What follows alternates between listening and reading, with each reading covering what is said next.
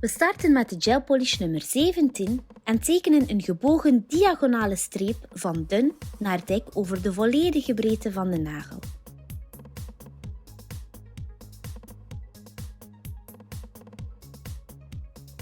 Vervolgens doen we hetzelfde met de gel polish nummer 18.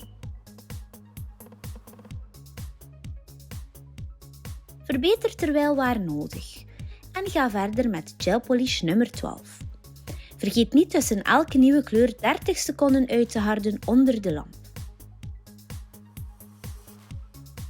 We tekenen dit patroon voor de volledige nagel.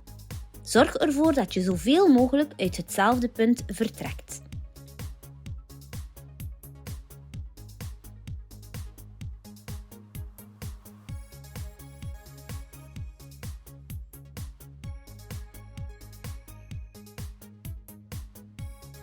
Eens de volledige nagel klaar is, trekken we witte lijnen tussen de verschillende kleuren met de gel polish nummer 1.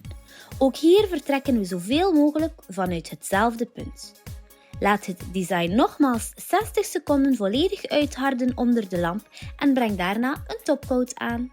Zorg ervoor dat de topcoat mooi geëgaliseerd is. Dit zorgt voor een spiegelgladde nagel en laat deze 90 seconden uitharden onder de lamp.